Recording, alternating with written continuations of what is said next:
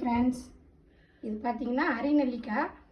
இதை ஒரு ஸ்வீட் ஒன்று பண்ண போகிறேன், ஸ்டோர் பண்ணி வச்சுக்கிற மாதிரி. இது நான் எங்கள் பாட்டி வீட்டிலேருந்து எடுத்துகிட்டு வந்தேன், மரத்தில் இருந்தது. ஒரு இட்லி பானையில் இது எல்லாத்தையும் அவிச்சு எடுத்துக்க போகிறோம். இந்த நெல்லிக்காவெல்லாம் பாருங்கள், நல்லா குதிச்சிருச்சு. அடுப்பு சிம்மில் வச்சுட்டு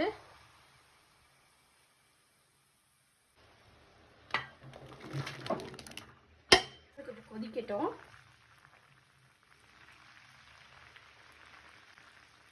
இது நீங்கள் வெள்ளைப்பாகில் கூட செய்யலாம். நான் இன்றைக்கி சர்க்கரை பாகில் தான் செய்கிறேன். இது நல்லா இந்த ஒரு ஆறுனோடனே ஒரு பவுலில் போட்டுருங்க. 3-4 நாளைக்கு அது ஊறணும். கை போட்டுறாதீங்க, கெட்டு போயிடும்.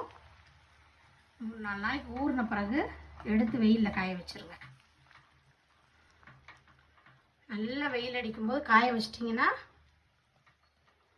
ட்ரை ஆயிரும். எடுத்து பாட்டிலில் போட்டு வச்சுருங்க. பாட்டிலில் போட்டு ஃப்ரிட்ஜில் வச்சுருங்க, இல்லைன்னா வெளியே கூட வைக்கலாம்.